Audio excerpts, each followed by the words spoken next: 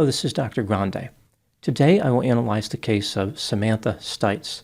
She is the subject of a documentary titled Stalking Samantha, 13 Years of Terror.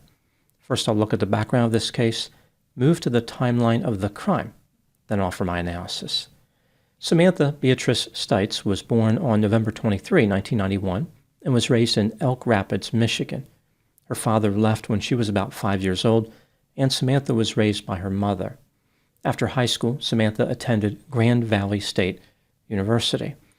In 2011, when Samantha was a member of a Christian group on campus, she met a man named Christopher Blaine Thomas, who was a member of that same group. Christopher was born on August 15, 1984, and raised in Gladwin, Michigan. He was about 7 years older than Samantha. Christopher had a criminal history. Starting in 2009, he stalked a college student in Big Rapids after meeting her in a residential treatment facility where she worked.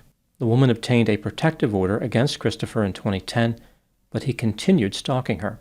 Christopher was arrested, convicted of misdemeanor stalking, and received 2 years of probation. From Samantha's perspective, Christopher really didn't stand out. She indicated he was not memorable, other than being several years older than her and socially awkward. Within just a few days of meeting, Christopher sent Samantha text messages asking her on dates. Samantha rejected him and blocked his number, but Christopher did not get the hint. He started following her. For example, he would show up at her place of employment. Samantha told him to leave her alone, but he would not listen. In 2014, Samantha graduated with a bachelor's degree in social work. She returned to her hometown of Elk Rapids and decided to accept a ministry internship offer at the International House of Prayer in Kansas City, Missouri. On September 16, when Samantha was riding in a vehicle, Christopher followed her on a motorcycle. When the driver pulled over, Samantha confronted Christopher. He told her that he had applied to the same program. He believed that God wanted him to go there.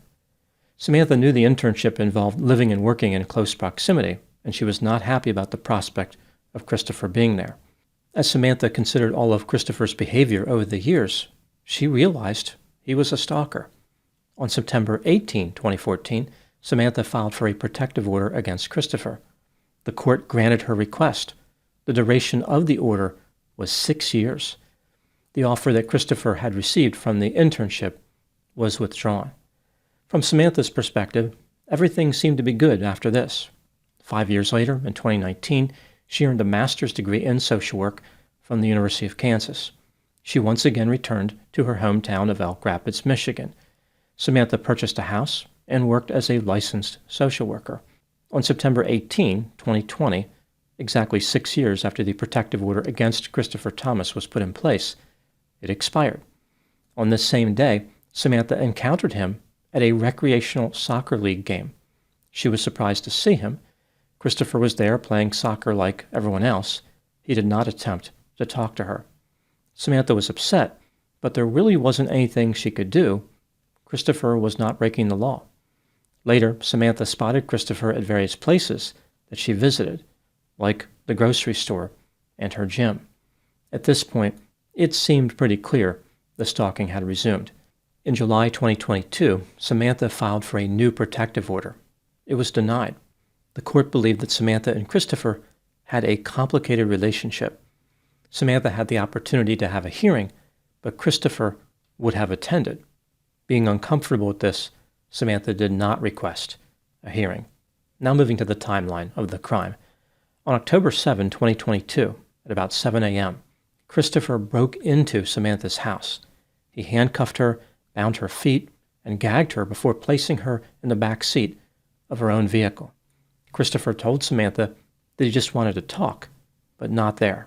He drove Samantha to a self-storage complex on Vance Road in nearby Traverse City, where he had rented 2 adjacent units. Using a variety of materials, including plywood, Christopher had constructed a cell in one of those units. It featured a mattress and soundproof panels. There was also insulation and sandbags positioned around the cell. Christopher explained to Samantha that he had been inspired by the Netflix series You, which is about a serial killer who becomes obsessed with various women and stalks them. According to Samantha, Christopher told her that they would be there for 2 weeks. He had taken a vacation from his job. Like a low-rent James Bond villain, Christopher explained the details of his master criminal plan. He placed tracking devices on Samantha's vehicle, the vehicle of her roommate, and the vehicle of a friend of hers. Knowing the police would be looking for Samantha, he planned on leaving her paddleboard near Lake Michigan. This way, people would assume that she drowned there. Christopher understood that he had committed serious offenses by kidnapping Samantha.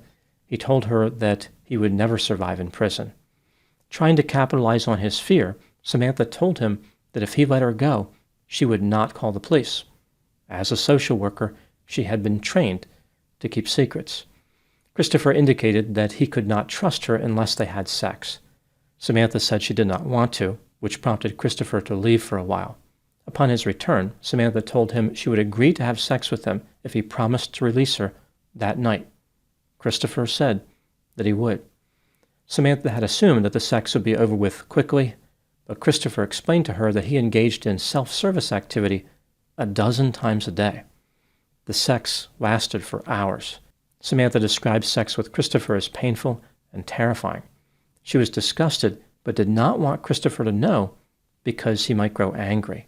When Christopher was done, he told Samantha that he had waited for that for so long, and she was the person he was supposed to marry.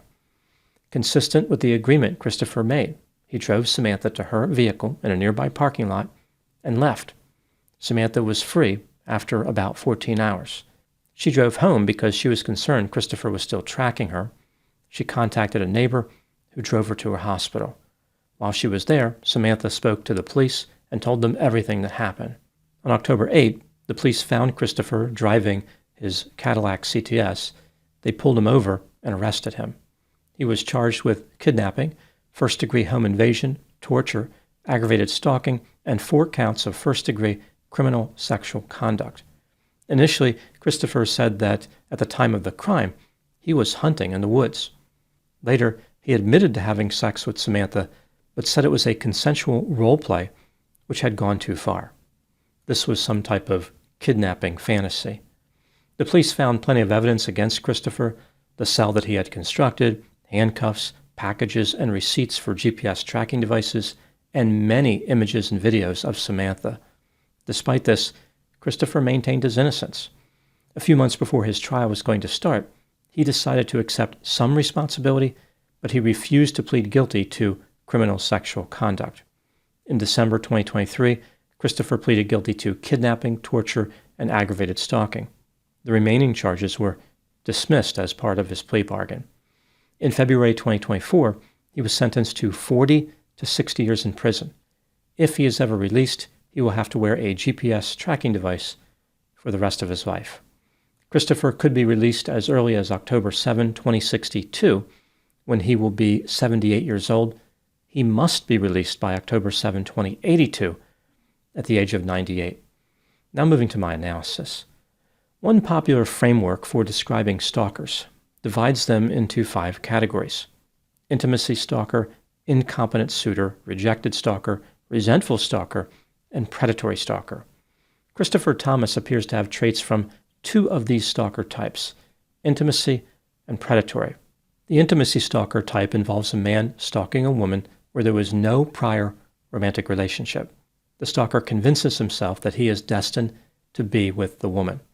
In his mind, the target of his obsession is actually secretly in love with him, but she can't openly profess her love due to various restrictions. For example, her social standing, a current boyfriend, her job, or her fear about being overwhelmed by feelings of passion. Men who stalk celebrities often fall into this intimacy stalker category. Christopher fits with the intimacy stalker type reasonably well. He was never romantically involved with Samantha, and he convinced himself that they would be together. Christopher believed that God had ordained their romance. Intimacy stalkers are often delusional, but there was no mention of Christopher being psychotic. He was described as lonely and depressed. The predatory stalker is the most dangerous type of stalker. This involves a man preparing for an attack in various ways, including the use of covert surveillance. The objective of the perpetrator is sometimes an assault of a sexual nature. Christopher aligns with this type of stalker due to his extensive preparation, like building the cell in the storage facility, and through his objective of committing an assault of a sexual nature. He doesn't fit with this type in the sense that he did not become violent until the end, and he did not kill or attempt to kill his victim. Again, when looking at the stalker types, Christopher's behavior is a strange blend of intimacy and predatory. He spent the vast majority of his career as intimacy and then became predatory at the last moment. What do I think happened in this case? This is just a theory, my opinion. Christopher Thomas was self-centered, impulsive, reckless, immature, irresponsible, determined, sadistic, maladaptive, socially awkward, repulsive, obsessive, pathetic, jealous, calculating, emotionally dysregulated, isolated, had poor insight, and had a sense of entitlement. Normally, I would describe someone like Christopher as exceedingly creepy, but his level of creepiness is somehow beyond this. I'm not sure what to call him. Nuclear-grade creepy, universe-ending creepy, or maybe something that retains the original description but modified mathematically, like exceedingly creepy cubed. Whatever term is used, he is so creepy, he flew right off the creepiness scale. Christopher was interested in romance with women, including sexual activity, but he was physically unattractive and had poor social skills. His romantic options were very limited, despite him having a master's degree and a good job. Desperate to somehow connect with a lover, Christopher started fixating on women. Eventually, he selected Samantha as a target and became convinced he was destined to be with her. Even though Samantha had repeatedly and profoundly rejected him, Christopher presumed they were already in some type of relationship. Maybe not one that was romantic, but perhaps a friendship. For instance, he would plead with Samantha, saying things like, "I want to figure this out," and "I feel like we need closure." There was no need for closure because nothing had been opened. This is what made Christopher so frustrating. In his mind, he was trying to advance a friendship to the realm of romance, not initiate a relationship. Astoundingly, Christopher maintained his fixation on Samantha even during the 6 years the protective order was in place. He did not stalk her during this time, but he was still thinking about her. When the protective order expired, Christopher resumed surveillance immediately. He gained satisfaction from following Samantha around, but he wanted more. Frustration pushed him from intimacy stalker to predatory stalker. The relationship needed to progress, and in Christopher's mind, the obstacle was communication. If he could just speak to Samantha, if she would simply hear him out, he knew that he could convince her they were destined to be together. The lack of opportunity to speak with her was the primary difficulty. Not Christopher being repulsive, disgusting, and unattractive. Rather, he was simply not given a chance to get in front of Samantha to say his piece. Watching the Netflix series You gave Christopher an idea that could solve his problem. What he needed was a captive audience, just like the audience obtained by the killer on the show, Joe Goldberg. It says something about Christopher that he identified with the perpetrator and not the victims. This is like watching The Lion King and thinking that Scar had some good ideas. Christopher went to work building the cell inside the storage facility. When it was done, he kidnapped Samantha. He probably believed that he could convince her to accept him romantically. Again, he just needed a chance to talk to her. If things did not work out as he hoped, Christopher may have been planning on killing her or keeping her imprisoned indefinitely. It's also possible he didn't think things through. He had no idea what he was going to do. The actual kidnapping elicited strong feelings from Christopher. On one hand, he was excited to finally have the object of his obsession captive in front of him. On the other hand, Christopher didn't like the idea of going to prison for the rest of his life. Samantha was able to deceive him easily by promising not to tell anybody if he released her. Christopher decided to take her offer, but demanded that sex be added to the deal because that was his objective all along. The reason that Samantha's tactic was successful was due to the intimacy stalker characteristics that Christopher possessed.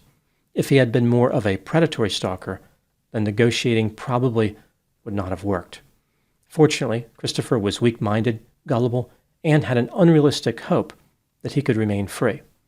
In the documentary about this case, people referred to Christopher as a psychopath.